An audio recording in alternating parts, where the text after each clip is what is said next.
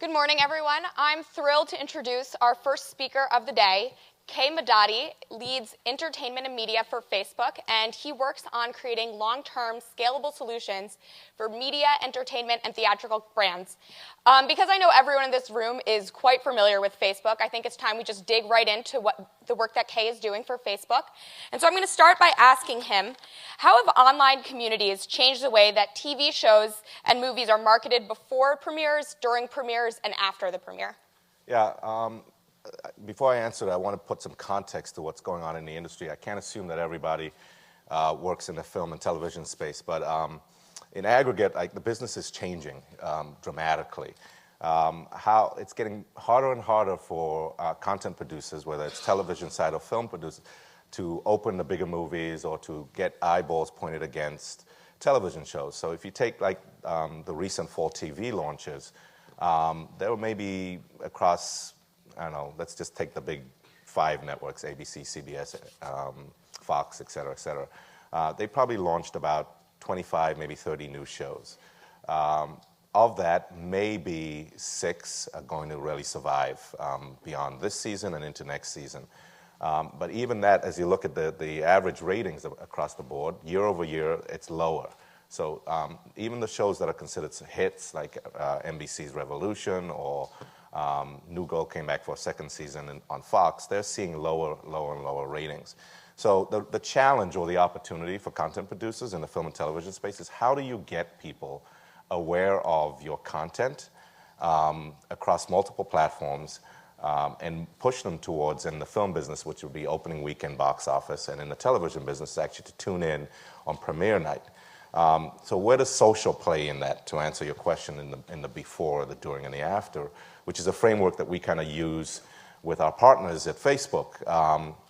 Social becomes critical in allowing content producers to tap into the power of friends to introduce and influence people's decisions. So most of us probably haven't gone to see a new movie without asking a friend or somebody who might know something about the production or the shows, or even reading a critic's review on it before you actually make that decision purchase. On the TV side, how many of you have been introduced to new shows across a variety of networks because your friends have posted about it on Facebook or tweeted about it on Twitter?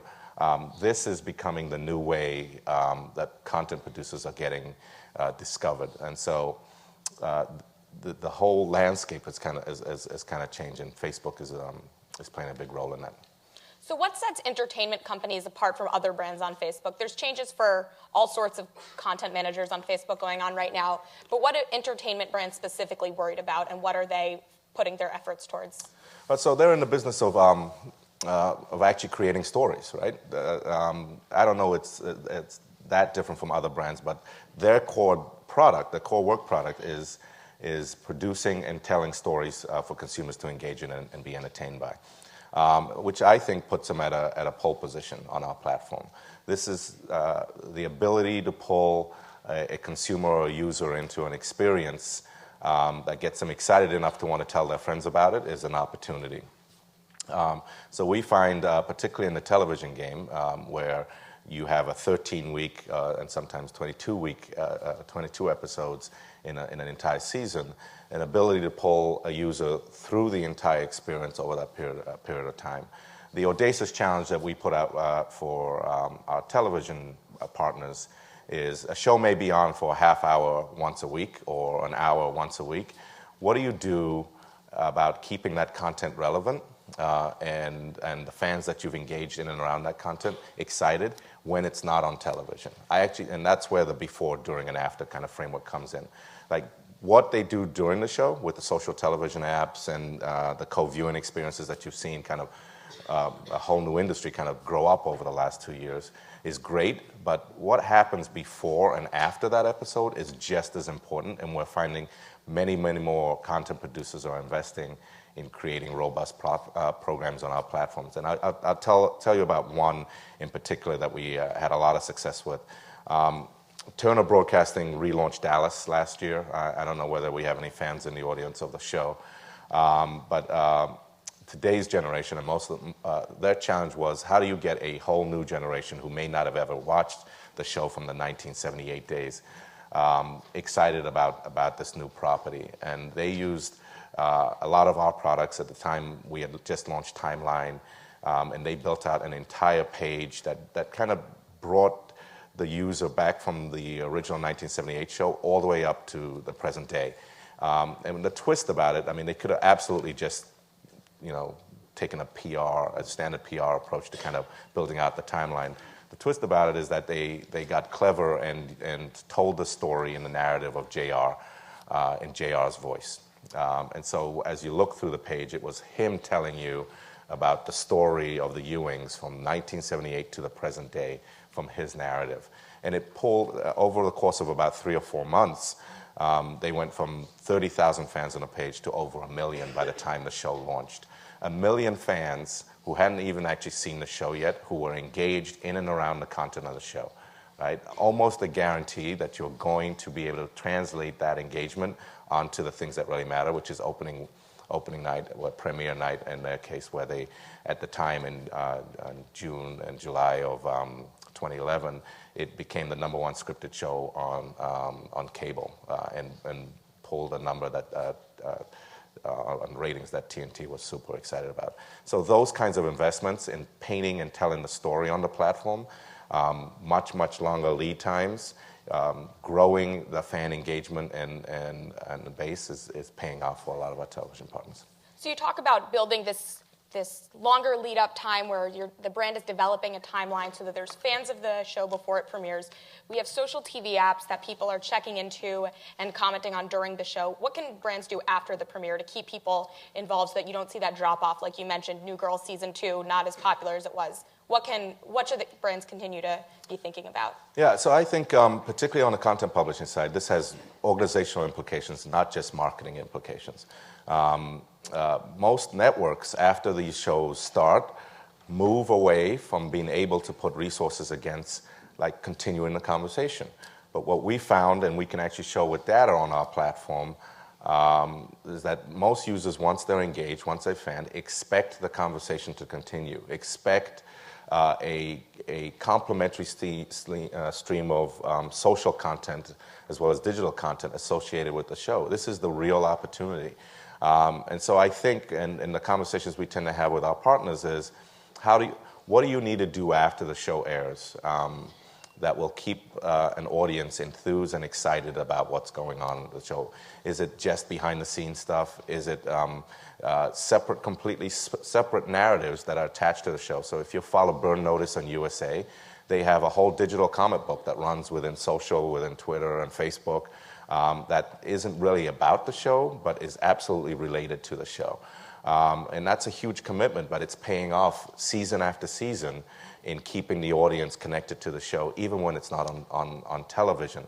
But what we kind of say that this isn't that different from the Law and Order marathons you might see on TNT or USA, or Dexter this season, when it came back for, I think, its 5th season this year.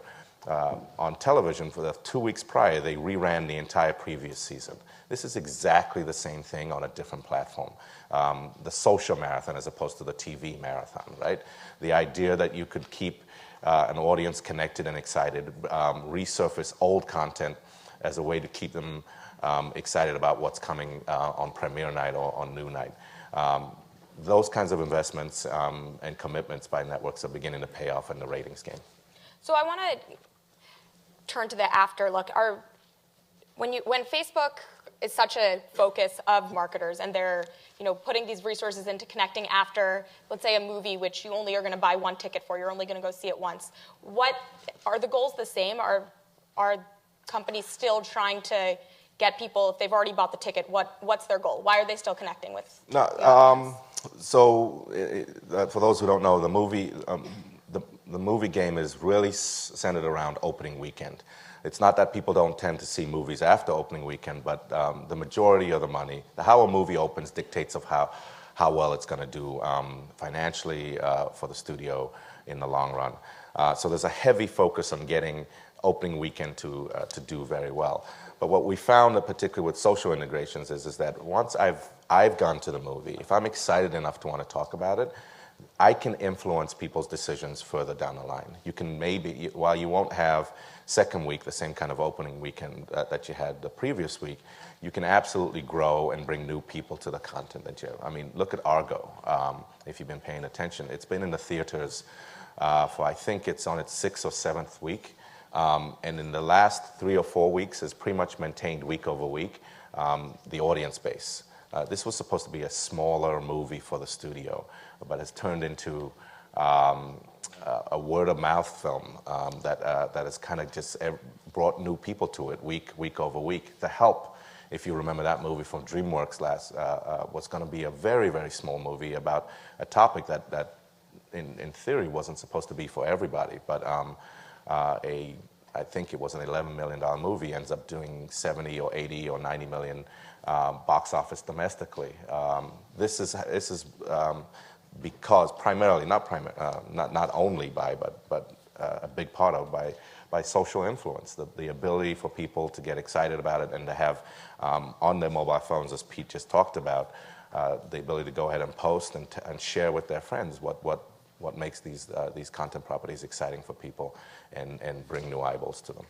And as the lead-up time for shows and movies has gotten significantly longer, are there new monetization opportunities there for brands, or is it still just the ticket sales or tuning in and getting those high ratings? Or are there new things that, as these online communities have changed, have the goals of entertainment companies changed as well? Yeah, I think our POV on that is that at the end of the day, opening weekend and premiere night ratings matter the most. So that is absolutely still the bread and butter for if a show doesn't open well on premiere night, it doesn't. It's not going to probably stay on air that long. If a movie doesn't open well on an opening weekend, it's not going to stay in the theaters that long. That said, particularly on the television side, as you look at some of the more popular shows and reality, I'll just use some examples like The Voice or Fashion Star, or even the stuff that Bravo is doing with a lot of its social integrations. They have found that it's now another area that you can integrate a lot of the brand partners that are coming to the table anyway.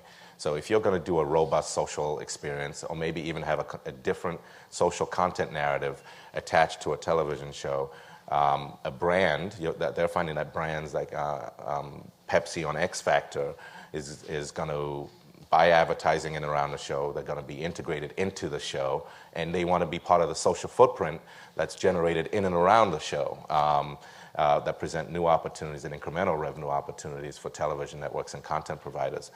It's not always going to work organically because at the end of the day, that's important too, being authentic in this space. But there are absolutely new opportunities to bring brands into the experience in different ways. And looking beyond entertainment brands, could you share some best practices that work both in the entertainment industry and then for brands on a whole when it comes to driving point of transaction? Yeah, so let's just use the shopping weekend that just happened over Thanksgiving. If any of you has heard the CMO or even the president of Walmart talk about the future of retail, they swear, and I think this is a tagline, an internal tagline at least, they swear that the future of retail is social. And why is that? The ability, particularly with mobile phones, the ability to be able to walk into a store and immediately poll your friends or even get discounts by group buying is already beginning to be an influence and an opportunity. And so the challenge for them is leveraging social in building applications on our platform as well as other platforms that allow and empower the users to be able to do that. So I think in the future, now and into the future, you're going to see more and more executions that leverage mobile penetration around shoppers and changing and influencing their shopping and buying habits.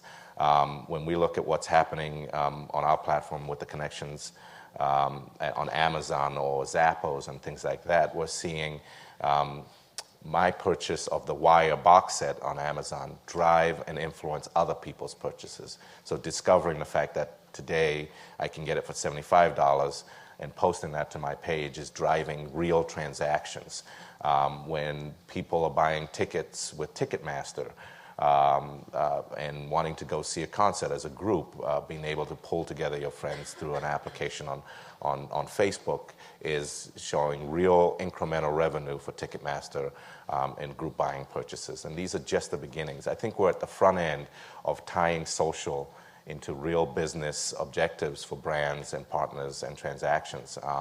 In my space, you talked about after you've seen a movie, what are the monetization opportunities? While the DVD market may be crashing, that doesn't mean that Warner Home Video or Lionsgate Home Video isn't interested in selling digital, having digital consumption of their content driven through different ways. So should we be creating online screening rooms? Should I be, I mean, we're at the front end of having conversations with a bunch of studios about online ticketing directly with your friends. So maybe you see the trailer, you see the ad about the trailer, and being able to see showtimes and buy directly there with a few clicks and invite your friends to a Friday night movie directly from that. And so we're at the front end of seeing developers and technology leverage the platform in the right way and tie it to marketing strategies to drive transactions. This is going to be my last question before I open it up to the audience. If you have any questions, you can start thinking about them. So my last question for you is, when you meet with entertainment brands that are thinking about evolving their presence on Facebook, what are their concerns? What are they worried about as they develop, and what are they struggling to push forward as they move their brands into the digital space? Yeah, if I'm honest, I think one of the worries is a fundamental, the change in how money is being made, right? With eyeballs. Now, Facebook drives a lot of engagement in and around content on the platform on a regular basis. And so in the film business, why are you spending $750,000 to create a microsite that's going to get 200 uniques a month or 200,000 uniques a month, right? And so there's this challenge about how do I take my intellectual property that I can monetize on my platforms and put it out into the social sphere, which is a little bit harder to monetize. And we actually think with structured the right way, you can actually monetize in the same ways. And then grow audience towards the KPIs that you actually care about, which is tune in on the television world or box office sales in the film world. So I think when we sit down with partners, it's convincing them that while the landscape is changing, it doesn't necessarily mean that working with social partners like Facebook is the end of your business model. It's just different, right? What isn't necessarily being driven by us is that the way people find and consume content is changing. It's absolutely changing. More and more people on tablets, more and more people on mobile phones. When you hear the Netflix CEO say that their goal is to be ubiquitous in access, to be able to have you move from your television screen to your iPhone to your tablet and take the content anywhere, then that's where this is going. But that has huge implications on the way existing business models exist in this space.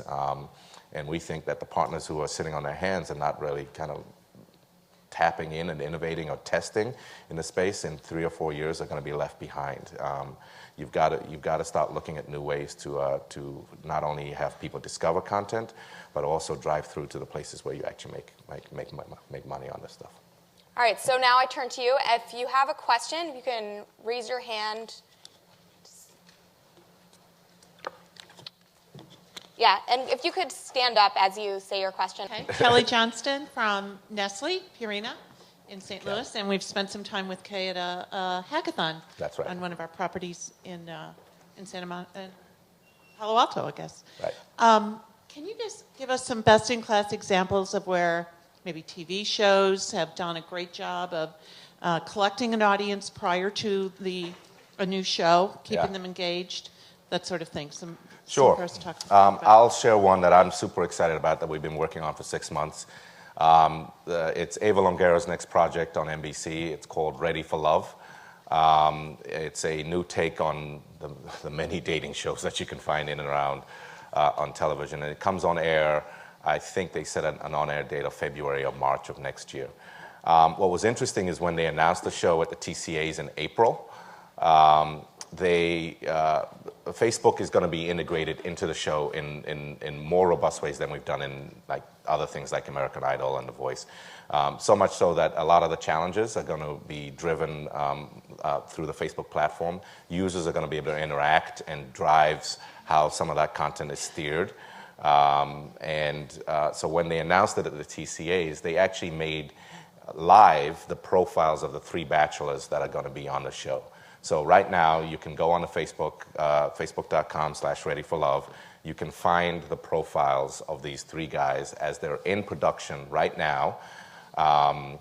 This has been live since April. And follow them. You can follow their real lives as well as the shooting, the show lives as well. Get to know these guys. When they cast for the show, for the 25 lucky women who are going to participate in this experience, you could only do it through a Facebook application process, and that was purposeful because they're going to use a lot of the Facebook profiles of the contestants as part of the show as well. And so why is this like super innovative and exciting? Maybe it's not that innovative, but it's exciting to me because we're now looking at a 6-month, 7-month window before the show even goes up on air that people can actually follow and get to know these people. Follow the bachelors. There'll be real-world matchmakers. People who have real businesses in the matchmaking space who will be the guides for these 3 guys, and that will be part. And when those guys get introduced in the cup, when the marketing starts, their profiles will go live. So now you're looking at an ecosystem of maybe 8 different pages in and around Ready for Love that people can connect to and follow and ask real questions to real people that may get fed into the actual show and the show content when it gets on the television. I mean, that's a new opportunity, and that's before they've turned on the marketing spigot and used some of our advertising tools and ad products to actually grow audience against it. But in theory, if they open up on opening night with 1 million fan base who have already connected with who these people are, who have a sense of who the contestants are already because they've been following them for the last 4 months, that's an opportunity to keep those people engaged through the entire season. I think that this kind of process, while that is a robust commitment from both the production side and the marketing side, but this kind of derivation of how you bring a show to market is going to become the standard and the opportunity for how content producers should be looking at growing audiences in and around this stuff. It's a real opportunity, and I'm really excited that we got invited in as early as we did. Right in the middle.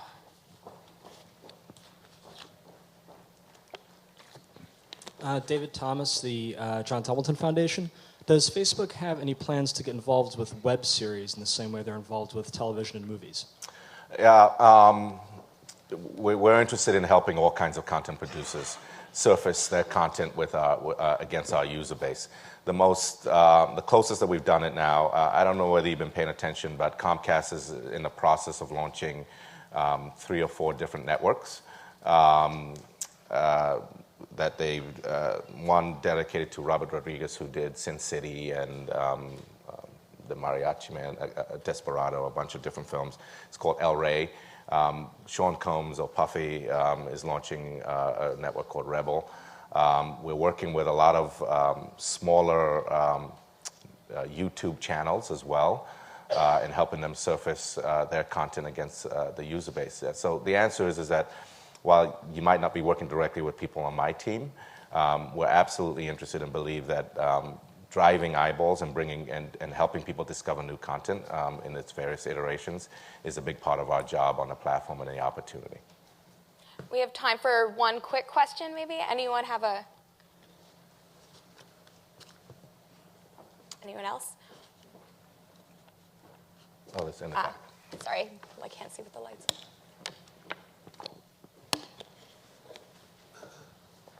Hi, my name is Nadir from Imar Properties in Dubai.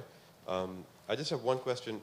When it comes to these advertising entertainment brands, are these guys able to track and quantify the ROI in terms of driving sales and increasing viewership other than advertising? Yeah. So this is where I think in